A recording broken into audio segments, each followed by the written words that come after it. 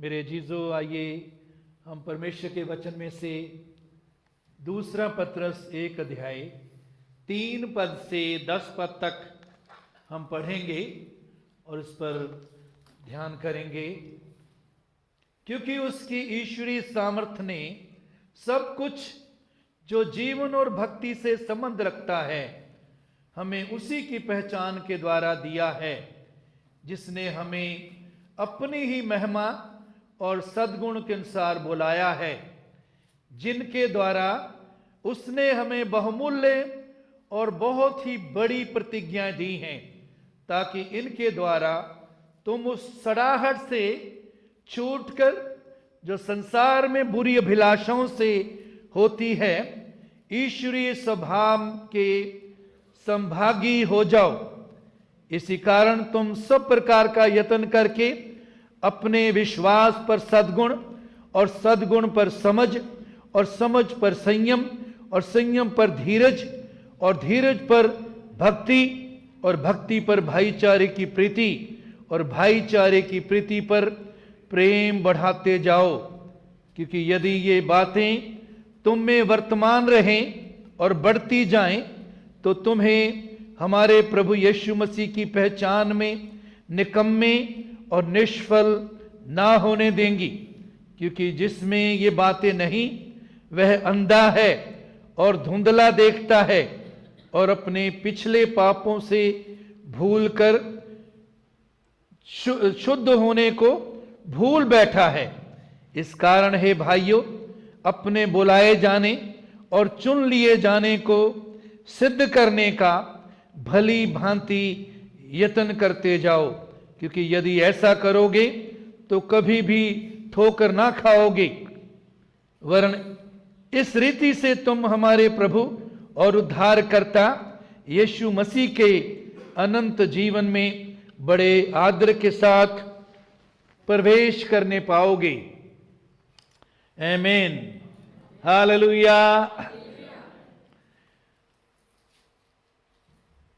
दूसरा पत्रस 1 अध्याय 3 पद। क्योंकि उसकी ईश्वरीय सामर्थ्य ने सब कुछ जो जीवन और भक्ति से संबंध रखता है हमें उसी की पहचान के द्वारा दिया है, जिसने हमें अपनी ही महिमा और सद्गुण के अनुसार बुलाया है। उसकी ईश्वरीय सामर्थ्य ने सब कुछ जो जीवन और भक्ति से संबंध रखता है हमें उसी की पहचान के द्वारा दिया है। बहुत ही खास बातें ध्यान देने वाली और समझने वाली, अपने अंदर रखने वाली और उन पर हम खड़े हों, ऐसी विशेष बातें हैं। उसकी ईश्वरीय सामर्थ्य ने सब कुछ जो जीवन और भक्ति से संबंध रखता है हमें उसी की पहचान के द्वारा दिया है। दे दिया है, देगा नहीं, दे दिया है। क्या दे दिया है? सब कुछ, सब कुछ जो जीवन और भक्ति से संबंध रखता है।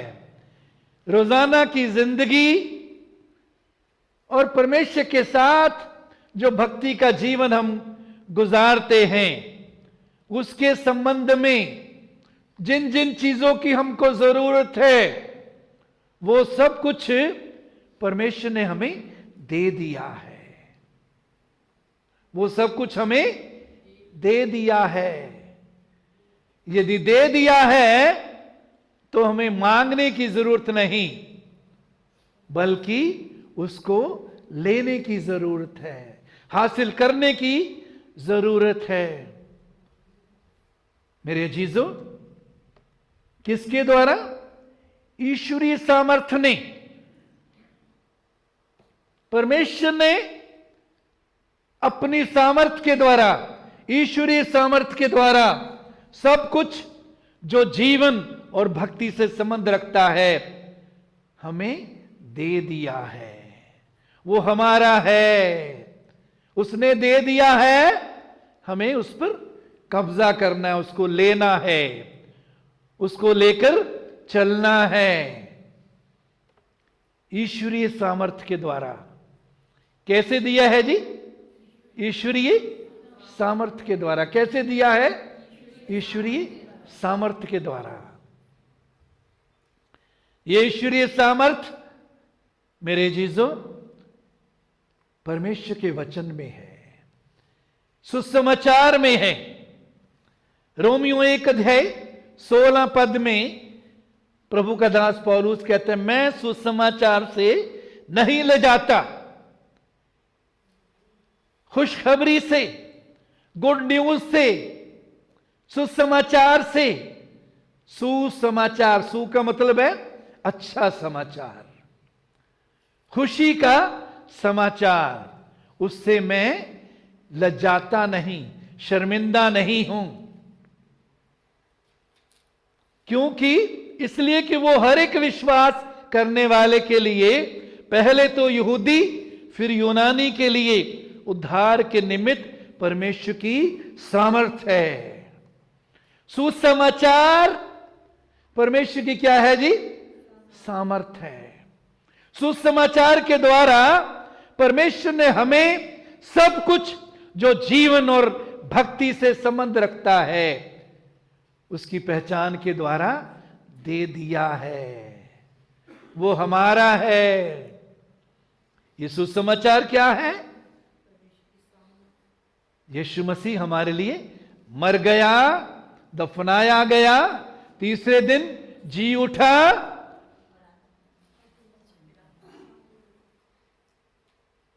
पिता के दाहिने ओर बैठा है और दोबारा आ रहा है।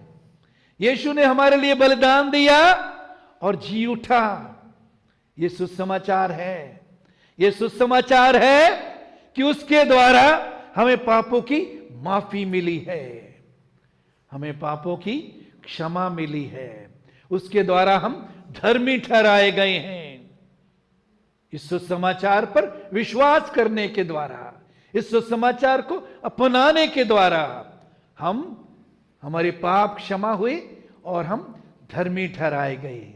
इस सुसमाचार में मेरे जीजो सिर्फ पापों की माफी नहीं, इस सुसमाचार में हमारे लिए चंगाई भी है, शारीरिक चंगाई भी है। इस सुसमाचार में हमारी जरूरतों का पूरा होना भी है। इस सुसमाचार में हमारा छुटकारा है। इस सुसमाचार में हमारे लिए जय भी है। तो ये सुसमाचार परमेश्वर की क्या है? सामर्थ है। क्या है जी? परमेश्वर की सामर्थ। इस पर विश्वास करने के द्वारा, इसको ग्रहण करने के द्वारा, इसको अपनाने के द्वारा, इसमें बने रहने के द्वारा हम सब कुछ जो जिंदगी और भक्ति से संबंध रखता है हमें वो मिलता है, हमें वो मिला है। सब कुछ जो जीवन और भक्ति से संबंध रखता है। जीवन से संबंध रखने वाली क्या क्या चीजें हैं? रोटी, कपड़ा और मकान, हमारे बच्चों की, हमारे परिवार की सारी उसमें जरूरतें भी हैं। ये जिंदगी से संबंध रखने वाली चीजें हैं। हमारी सुरक्षा, हमें तसल्ली की जरूरत है, अगुवाई की जरूरत है। ये सब कुछ जो जीवन से संबंध रखता है हमें दे दिया है। जो भक्ति से संबंध रखता है, भक्ति से संबंध, भक्ति में चलने के लिए हमें परमेश्वर के अनुग्रह की जरूरत है। वो अनुग्रह उसने हमें दे दिया है। हमें अगुवाई की जरूरत है। परमेश्वर अपने आत्मा के द्वारा, अपने वचन के द्वारा हमारी अगुवाई करता है। जिस अगुवाई की हमें जरूरत है वो हमें दे दिया है, वो दे दी है। सामर्थ की जरूरत है, सामर्थ उसने हमें दे दी है। इसलिए वचन में, नए नियम में कहीं भी नहीं हम पढ़ते कि चेलों ने सामर्थ्य के लिए प्रार्थना की। उसकी उपस्थिति में, उसके वचन में सामर्थ्य है। मेरे अजीजों, इब्रानियों 4:12, क्योंकि परमेश्वर का वचन जीवित, प्रबल और हर एक दो-धारी तलवार से भी चोखा है। परमेश्वर का वचन जिंदा है। परमेश्वर के वचन में जिंदगी है। हर तरह के मुर्दापन से वो हमको छुटकारा देता है, उस पर जय देता है। जीवित, प्रबल। प्रबल का मतलब है ताकतवर, सामर्थी। इंग्लिश में पावरफुल, इंग्लिश में पावरफुल है और हिंदी में प्रबल, सामर्थी। परमेश्वर का वचन क्या है जी? सामर्थी। तो वो ईश्वरीय सामर्थ परमेश्वर के वचन में है और इसके साथ साथ उसके आत्मा में है। जब पवित्र आत्मा तुम पर आएगा तुम सामर्थ पाओगे। सो मेरे अजीजों, इस सुसमाचार पर विश्वास करें, इस सुसमाचार में बने रहें, खड़े रहें, उसको अपनाकर आगे बढ़ते रहें। उस सुसमाचार वो परमेश्वर की सामर्थ है और सुसमाचार परमेश्वर की सामर्थ के द्वारा हमें सब कुछ जो जीवन और भक्ति से संबंध रखता है हमें दे दिया है। किसी बात की चिंता ना करें। जिंदगी से संबंध रखने वाली चीजें, भक्ति से संबंध रखने वाली चीजों की चिंता ना करें। क्यों? उसने सब कुछ दे दिया है।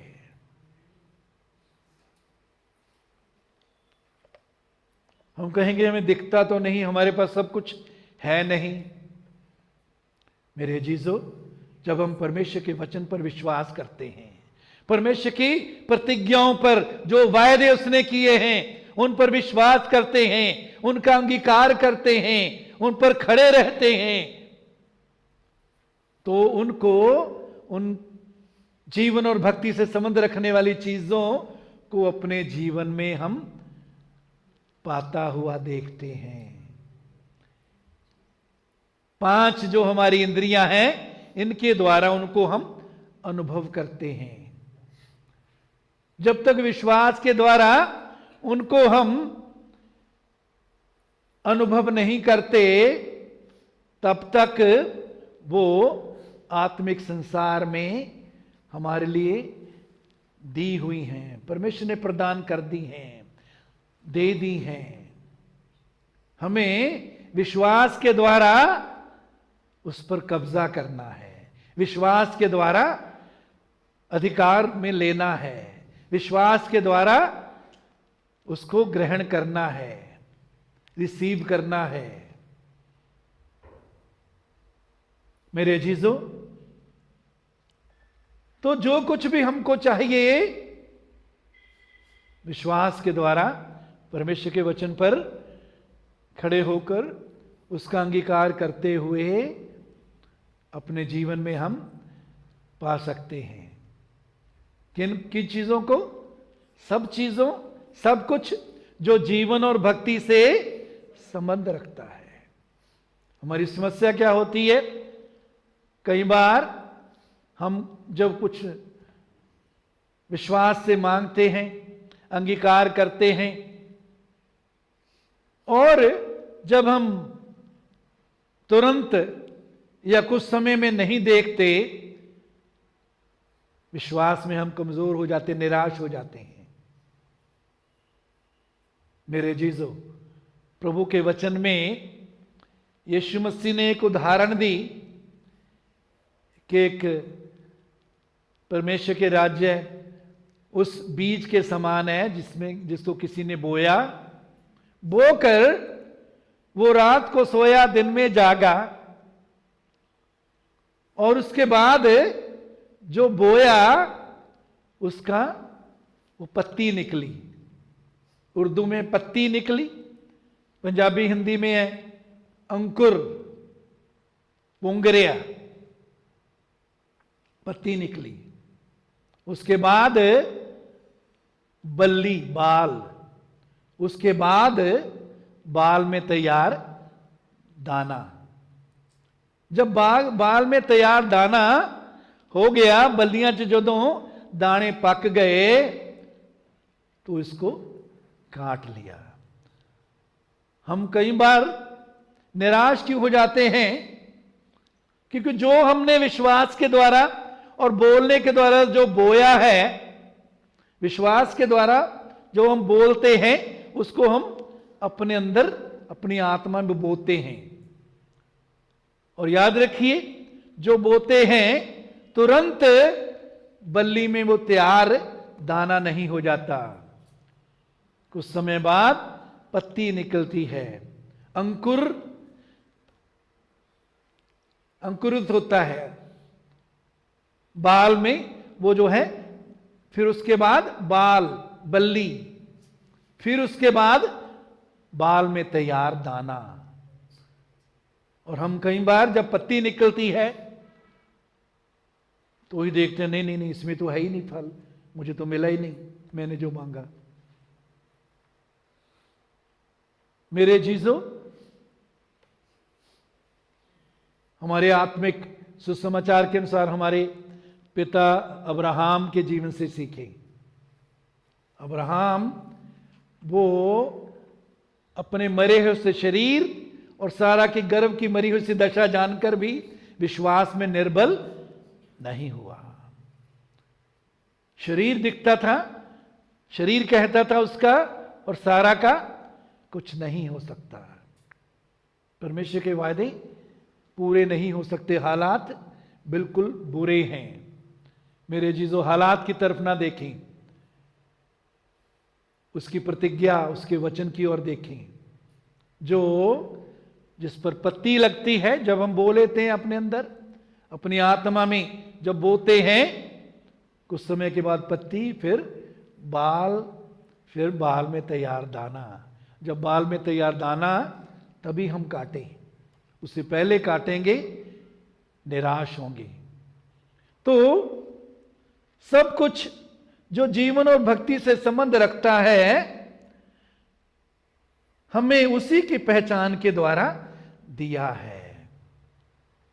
यीशु को पहचानने के द्वारा, अपने उद्धारकर्ता के रूप में पहचानने के द्वारा, चंगा करने वाले के रूप में पहचानने के द्वारा, यीशु को छुटकारा देने वाले के रूप में पहचानने के द्वारा, प्रार्थना का उत्तर देने वाले के रूप में पहचानने के द्वारा, उसको अपने जीवन के उद्धारकर्ता और प्रभु के रूप में पहचानने के द्वारा मेरे अजीजों आगे बढ़ें। सब कुछ जो जीवन और भक्ति से संबंध रखता है उसने हमें दे दिया है और वो हमारा है, ताकि हम उसको अपने जीवन में पाएं, उसमें बने रहें, उसमें बढ़ें, उसमें चलें, उसका इस्तेमाल करें। हमें उसी की पहचान के द्वारा दिया है। कैसे पहचानते हैं हम? उसके ईश्वरीय सामर्थ्य को उसके वचन के द्वारा, उसके आत्मा के द्वारा। मेरे अजीजों, जिसने हमें अपनी ही महिमा और सद्गुण के अनुसार बुलाया है, परमेश्वर ने हमें, आपको और मुझको बुलाया है, संसार से अलग किया है, संसार से बुलाया है, पाप की जिंदगी से बुलाया है, अंधेरे की जिंदगी से बुलाया है, शैतान के राज्य से बुलाया है। उसने आपको और मुझको बुलाया है। इसलिए नहीं कि हम अपने पड़ोसियों से या परिवार के लोगों से या रिश्तेदारों से, हमारे जहां हम काम करते हैं, जो लोग हमारे संपर्क में आते हैं, जिनके संपर्क में हम प्रतिदिन रहते हैं हम उनसे बेहतर हैं, हम उनसे अच्छे हैं, इसलिए नहीं उसने बुलाया। क्यों बुलाया? अपनी ही महिमा और सद्गुण के अनुसार बुलाया है। उसने हमें अपनी ही महिमा और सद्गुण के अनुसार बुलाया है। वो महिमा से भरा हुआ परमेश्वर है। हमारा परमेश्वर महिमा से भरा हुआ परमेश्वर है। उसकी महिमा उसके जीवन में है, उसकी महिमा उसके साथ हमारे व्यक्तिगत संबंध में है। उस महिमा से वो हमें प्रतिदिन भरना चाहता है। उसकी इच्छा क्या है, योजना क्या थी और क्या है? आदम को अपने स्वरूप और अपनी समानता में क्यों बनाया? ताकि सारी दुनिया परमेश्वर के स्वरूप और समानता से भर जाए। उस स्वरूप और समानता को हमने खो दिया आज्ञा तोड़ने के कारण।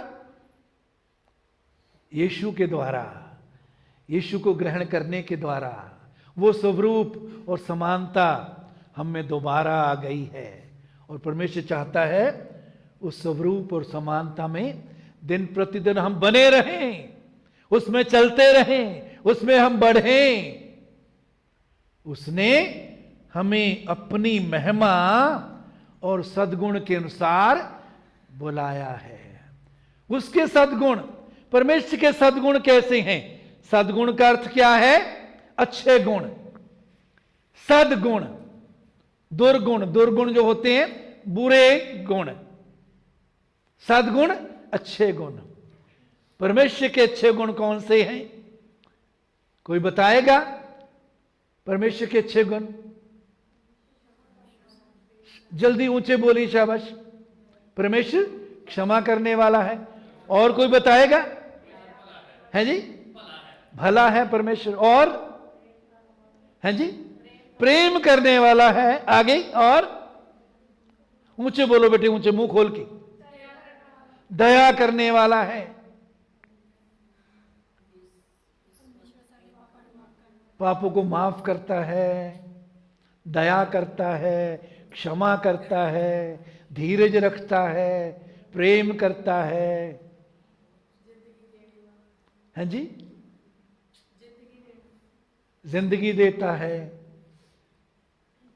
विलंब से क्रोध करने वाला जल्दी क्रोधी नहीं होता, समय देता है, धीरज रखता है, सहता है। सद्गुणों के अनुसार उसमें सद्गुण हैं, अच्छे गुणों से वो भरा हुआ है। उनके कारण उसने हमें बुलाया है।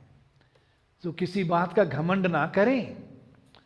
आप आत्मिक जीवन में बढ़ रहे हैं, आत्मिक जीवन में तरक्की कर रहे हैं, आशीषों में बढ़ रहे हैं, दूसरों से प्रभु आपको ज्यादा बढ़ा रहा है, घमंड ना करें।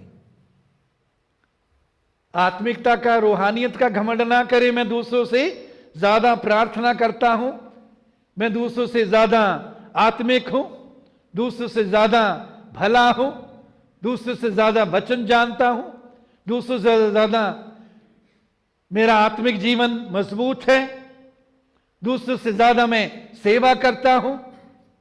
मेरे अजीजों, किसी भी बात का हम घमंड नहीं कर सकते।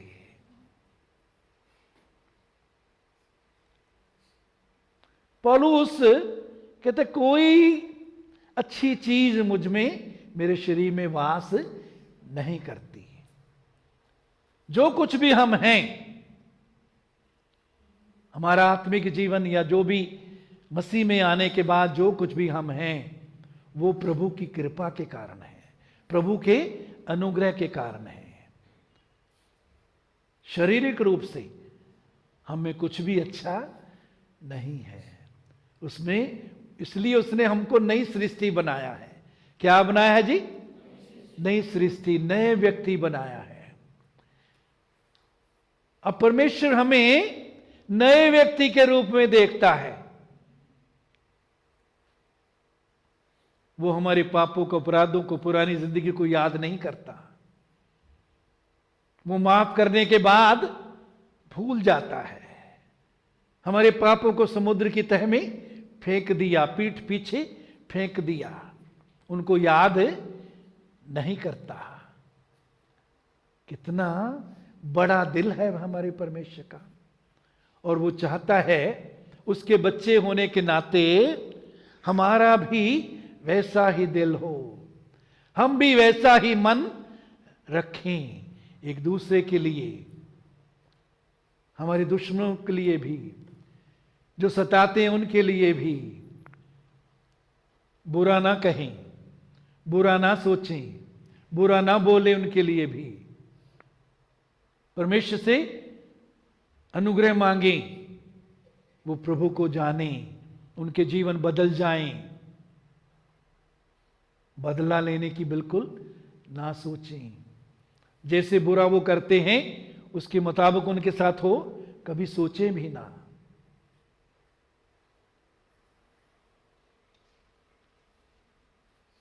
जिसने हमें अपनी महिमा और सद्गुण के अनुसार बुलाया है। परमेश्वर ने आपको और मुझको अपनी महिमा और सद्गुण के अनुसार बुलाया है, अपने राज्य में, अपनी संगति में, अपनी नजदीकी में, अपनी ज्योति में, अपने जीवन में, अपनी महिमा और सद्गुण के अनुसार बुलाया है। हर समय उसका धन्यवाद करें, हर समय उसकी स्तुति करें, हर समय उसकी बड़ाई करें। किसी बात के लिए बुड़बुड़ाए नहीं, कुड़कुड़ाए नहीं, प्रभु में सदा आनंद करें। कब करें जी? सदा आनंद करें। जब कोई विरोधता करता तब भी आनंद करें, जब कोई नुकसान पहुंचाता तब भी आनंदित रहें। जब कुछ समय के लिए जब हमारी इच्छा के अनुसार, आशा के मुताबिक काम नहीं होते, तब भी आनंदित रहें। हर समय आनंद करो। प्रभु का आनंद हमारा बल है। इस बल को खोने ना दें। याद रखिए, इस बल को जाने ना दें। जब हम कुड़कुड़ाने लगते हैं, बुड़बुड़ाने लगते हैं, एक दूसरे के विरोध में बोलने लगते हैं, कड़वाहट एक दूसरे के लिए रखते हैं, बदले की भावना रखते हैं, तो हम आनंद को खो देते हैं। याद रखिए, नहमाया 8:10 में क्या लिखा है? कोई बताएगा? प्रभु का आनंद हमारा क्या है? प्रभु का आनंद हमारा। यदि बल को खो देंगे, क्या हो जाएंगे हम? जो बल को खो देता क्या बन जाता है? निर्बल, कमजोर। और वचन क्या कहता है? प्रभु का दास पौलुस कहता है, प्रभु में और उसकी शक्ति के प्रभाव में बलवंत बनते जाओ। प्रभु में बलवंत बनो और उसकी शक्ति के प्रभाव में, शक्ति के असर में बलवंत बनते जाओ। अगर कमजोरी है, आत्मिक रीति से हम कमजोर हैं, जो यहोवा की बाट जो होते हैं वो नया बल प्राप्त करते जाएंगे। वचन से अपने आप को भरें, प्रभु की उपस्थिति में रहना सीखें, प्रभु की उपस्थिति में रहें, नया बल प्राप्त करते जाएंगे।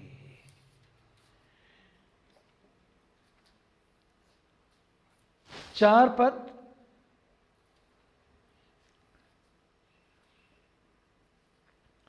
जिनके द्वारा उसने हमें बहुमूल्य और बहुत ही बड़ी प्रतिज्ञाएं दी हैं। परमेश्वर ने हमें वचन में बहुत बहुमूल्य, बहुमूल्य का मतलब है बहुत ही कीमती, बहुमूल्य और बड़ी प्रतिज्ञाएं। प्रतिज्ञाओं का मतलब है वायदे। परमेश्वर ने जो हमें वायदे वचन में दिए हैं, ये बहुमूल्य हैं। उर्दू में विवेश, बेशकीमती, इंग्लिश में प्रेशियस, वडमूल्य, बहुत कीमती। परमेश्वर के वचन की कदर करें। परमेश्वर का वचन, परमेश्वर की प्रतिज्ञाएं बहुमूल्य हैं, बहुत महंगी हैं। कदर करें। परमेश्वर के वचन की क्या करें? कदर करें, उसके साथ समय गुजारें, उससे अपने आप को भरे रखें। बहुमूल्य और बहुत ही बड़ी प्रतिज्ञाएं हैं। इसकी दूसरी साइड देखें कि परमेश्वर की प्रतिज्ञाएं जो हैं, उसके वायदे जो हैं, वो सस्ते नहीं हैं। क्या नहीं है? वो सस्ते नहीं है, मामूली नहीं है। वो खास हैं, बहुमूल्य हैं, बेशकीमती हैं, प्रेशियस हैं, और बड़ी प्रतिज्ञाएं, बड़ी, छोटी नहीं। परमेश्वर की प्रतिज्ञाएं छोटी छोटी नहीं, मामूली नहीं, बड़ी हैं। कदर करें, मूल्य जानें। प्रतिदिन अपने आप को वचन से भरें। परमेश्वर का वचन परमेश्वर की प्रतिज्ञाओं से भरा हुआ, उसके वायदों से भरा हुआ है। उसके वायदे, उसकी प्रतिज्ञाएं, जब हम उनसे अपने आप को भरते हैं तो उनके द्वारा हमारे अंदर विश्वास भी पैदा होता है। विश्वास सुनने से, सुनना मसीह के वचन से। प्रतिदिन परमेश्वर की प्रतिज्ञाएं अपने आप को सुनाएं। पढ़ने से नहीं, सिर्फ पढ़ने से विश्वास नहीं आता, बल्कि पढ़कर अपने आप को सुनाएं। विश्वास सुनने से, सुनना मसीह के वचन से होता है। जो प्रतिज्ञाएं प्रभु की हैं, जो वचन हमें बताता है, अपने आप को बोलें, अपने आप को बोलें, यीशु ने मेरे पापों को अपने ऊपर उठा लिया, अब मैं पाप में नहीं रहूंगा। यीशु ने मेरे रोगों को अपने ऊपर उठा लिया, अब मैं रोगी नहीं रहूंगा। रोग को मेरे जीवन में कोई अधिकार नहीं है, क्योंकि मेरी देह पवित्र आत्मा का मंदिर है। यीशु के मार खाने से मैं चंगा हो चुका हूं। इसलिए हे बीमारी, तेरा कोई अधिकार मेरे शरीर में नहीं है। तू गलत पते पर आ गई है। उसने मेरे श्राप को अपने ऊपर उठा लिया, इसलिए मैं श्राप के अधीन नहीं। आत्मिक मृत्यु, कंगाली, बीमारियां, ये सब श्राप में आती हैं। हार, ये सब श्राप में आती हैं। यीशु ने हमारे श्राप को अपने ऊपर उठा लिया। वो हमारे लिए श्रापी हो गया। हमारे श्राप को उसने अपने ऊपर उठा लिया। वो श्रापी हो गया ताकि हम श्राप से छुटकारा पाएं। वो धनी होकर भी हमारे लिए कंगाल बन गया, ताकि उसके कंगाल हो जाने से हम धनी हो जाएं। वो हमारी सब जरूरतों को पूरी करने में सामर्थ्य है।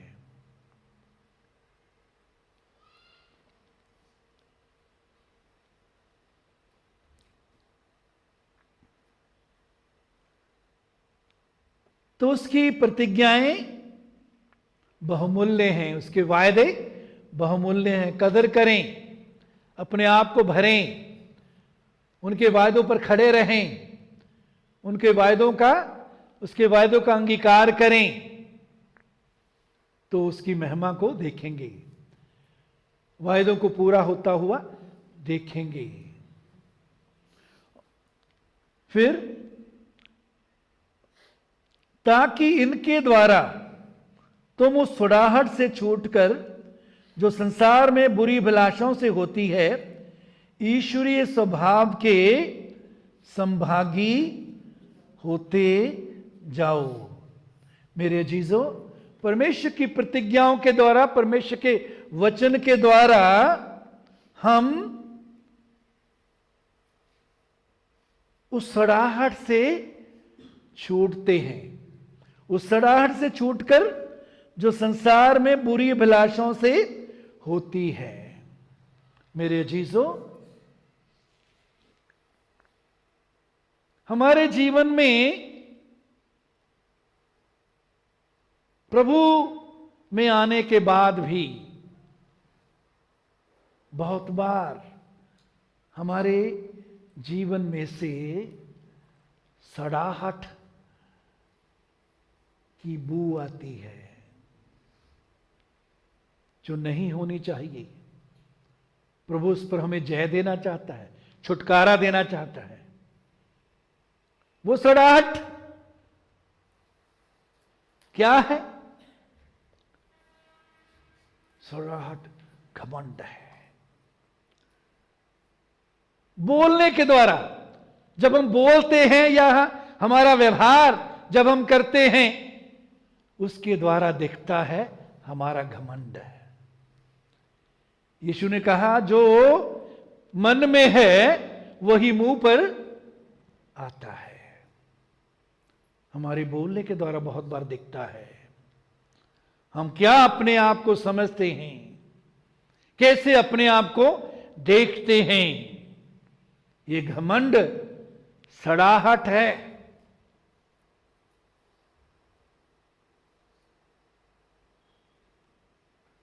इस सड़ाहट से परमेश्वर अपने वचन के द्वारा, अपनी प्रतिज्ञाओं के द्वारा हमें छुटकारा देना चाहता है। गुस्सा, एकदम गुस्से में बेकाबू हो जाते हैं, छोटी छोटी बात में चिढ़ जाते हैं, गुस्सा आ जाता है, गुस्से में कुछ भी बोलने लगते हैं। ये सड़ाहट है।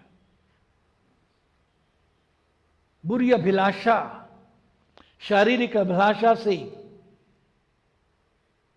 ऑपोजिट सेक्स को देखते हैं, ये सड़ाहट है। मुंह से झूठ जो निकलता है, सड़ाहट है। विश्वासियों को बहुत दुख होता है देखकर, जब वो पुराने विश्वासी भी कहीं झूठ बोलने में माहिर है, एक्सपर्ट। ऐसे झूठ को बड़ा सजाकर ऐसे झूठ बोलते हैं कि दूसरे को, कोशिश करते हैं कि दूसरे को पूरा विश्वास हो जाए। बहुत दुख होता है इसमें। एक्सपर्ट झूठ की सड़ाहट।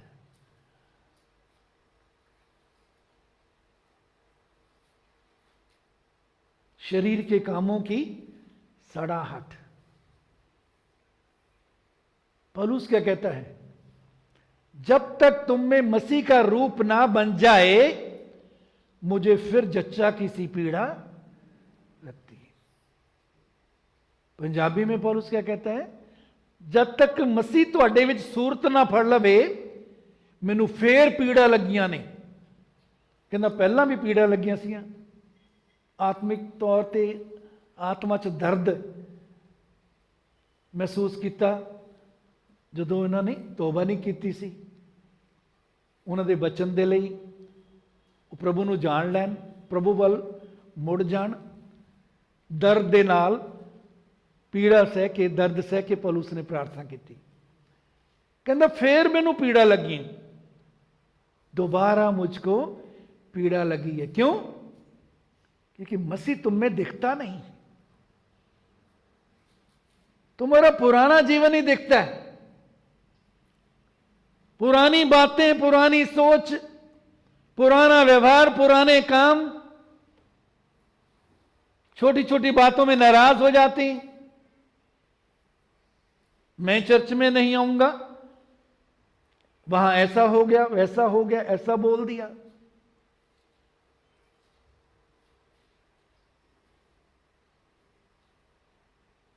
मेरे चीजों, वचन में क्या लिखा है? हम मसीह की सुगंध हैं। हम मसीह की क्या है? सुगंध है, मसीह की खुशबू हैं हम। आप और मैं मसीह की क्या है? खुशबू हैं। परमेश्वर की क्या योजना, क्या चाहता है परमेश्वर? कि हमारे अंदर से, हमारे बोलने के द्वारा, हमारे व्यवहार के द्वारा, हमारे कामों के द्वारा मसीह के गुण प्रकट हों, मसीह का प्रेम दिखे,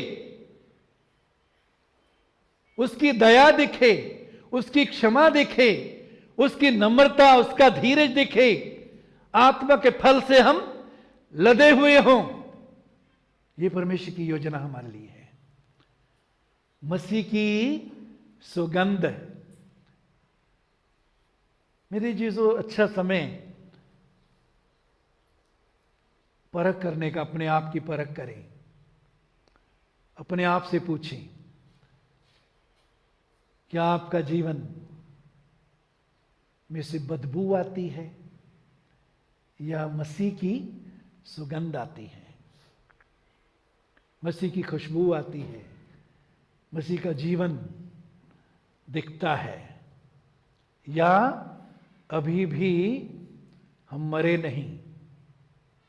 पौलुस कहता है मैं मसीह के साथ क्रूस पर चढ़ाया गया, और मैं जिंदा नहीं, मसीह मुझ में जीवित है।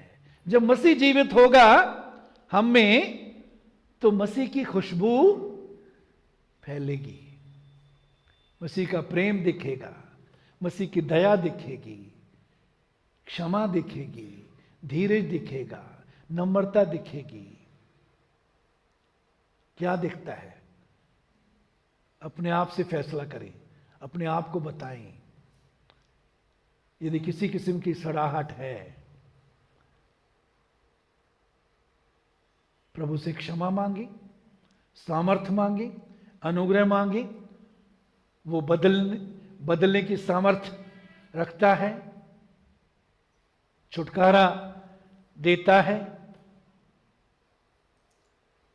और वो चाहता है उस सड़ाहट से छूटकर हम उसकी सुगंध में, उसकी खुशबू में बढ़ते जाएं। जहां भी हम जाएं, हमारे द्वारा मसीह की खुशबू फैले, उसके जीवन की, उसके स्वभाव की, उसके गुणों की खुशबू फैले।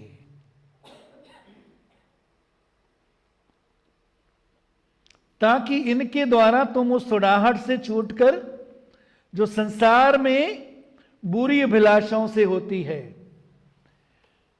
संसार की बुरी अभिलाषाओं से सड़ाहट होती है, संसार की बुरी अभिलाषाओं से सड़ाहट होती है, उसके वचन के द्वारा, उसकी उपस्थिति के द्वारा, उसके आत्मा के द्वारा, उसके अनुग्रह के द्वारा, इस सड़ाहट से हम छूटकर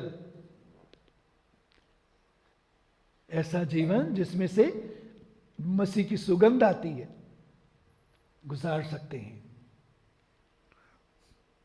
तो सड़ाहट से हमको प्रभु जय देना चाहता है।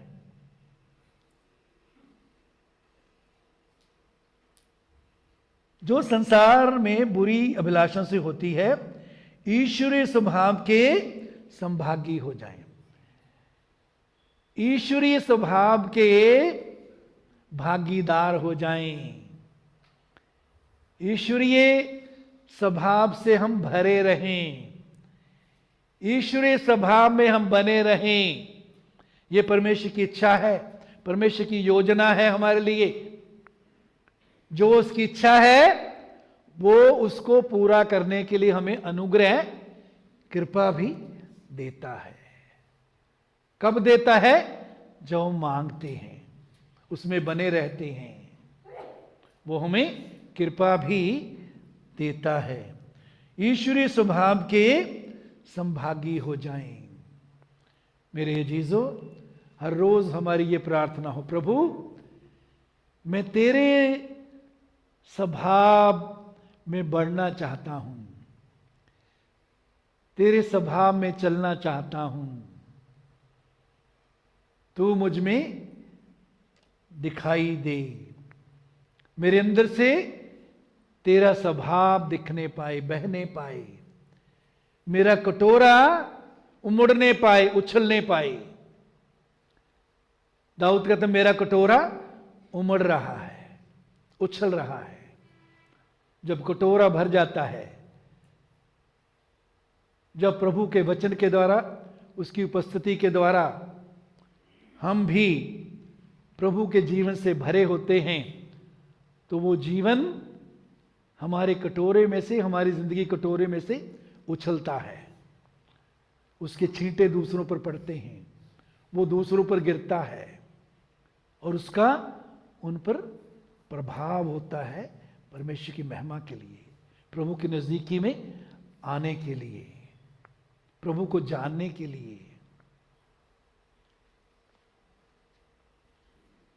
इसी कारण तुम सब प्रकार का यत्न करके, बड़े ध्यान से सुनिए ये बात, इसी कारण तुम सब प्रकार का यत्न करके विश्वास पर सद्गुण, सद्गुण पर समझ, और समझ पर संयम, और संयम पर धीरज, और धीरज पर भक्ति, और भक्ति पर भाईचारे की प्रीति, और भाईचारे की प्रीति पर प्रेम बढ़ाते जाओ।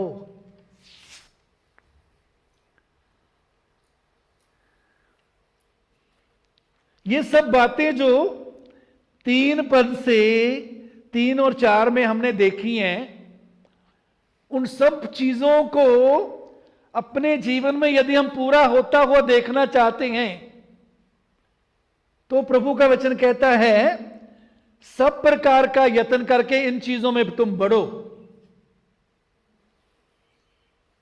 यदि सब कुछ जो जीवन और भक्ति से संबंध रखता है, हमें उसने जो दे दिया है, उसको हम अपने जीवन में अनुभव करना चाहते हैं 5 इंद्रियों के द्वारा, तो उसके लिए ये जरूरी है जो हम अभी देखने जा रहे हैं, जो 5 से 7 आयत में लिखा है। दुर्गुणों से बचकर उसके स्वभाव में चलने के लिए जरूरी है। क्या? 5 पद दोबारा पढ़ेंगे। कहता है इस कारण तुम सब प्रकार का यत्न करके, सब प्रकार का यत्न करने का मतलब है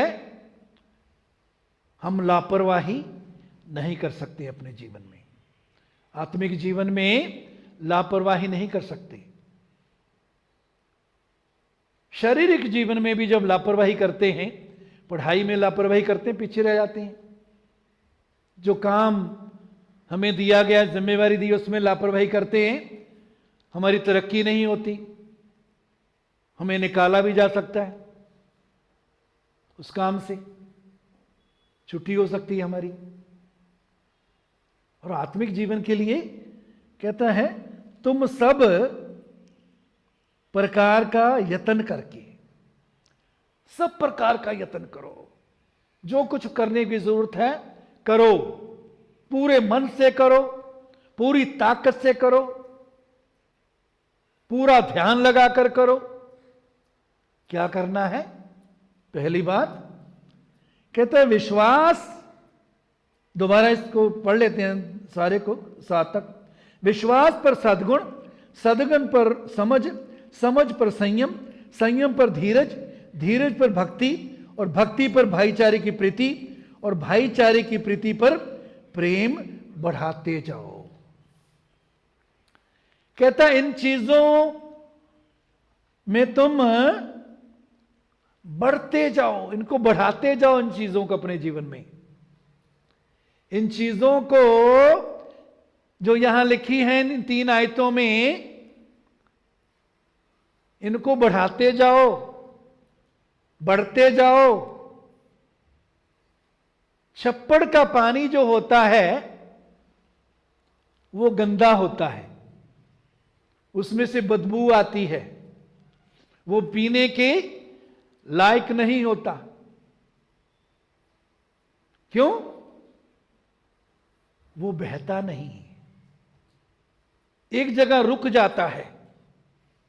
नहर का पानी, चश्मे का पानी बहता रहता है, बढ़ता है आगे, इसलिए वो साफ होता है, उसको पी भी सकते हैं, उसे नहा सकते हैं, कपड़े धो सकते हैं।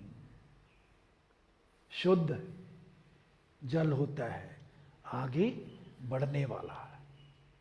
मसीही जीवन में भी इन चीजों में आगे बढ़ने वाले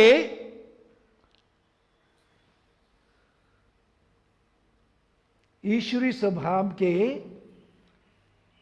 संभागी होते रहेंगे, होते जाएंगे। मसीह उनमें सूरत पकड़ेगा, मसीह का रूप उनमें बढ़ता जाएगा। किन में? जो विश्वास में बने रहते हैं। विश्वास की अच्छी कुश्ती लड़।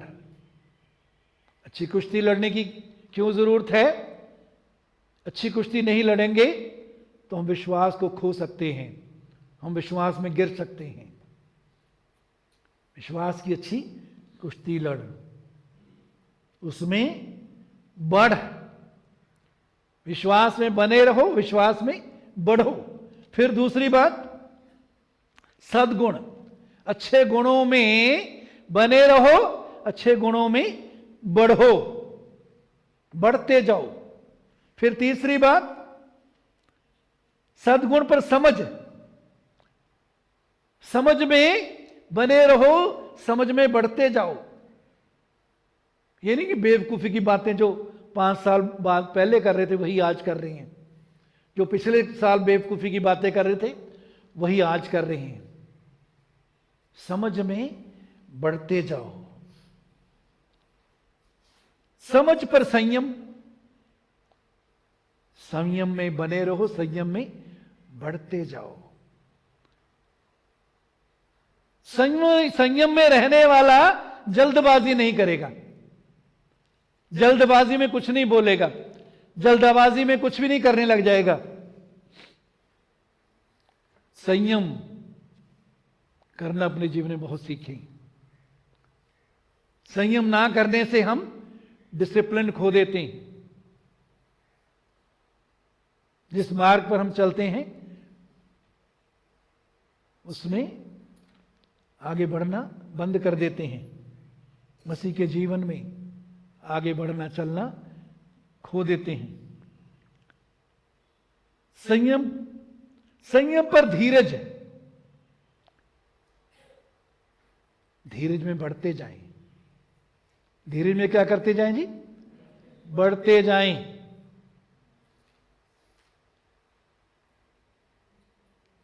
धीरज का प्रतिफल बड़ा है।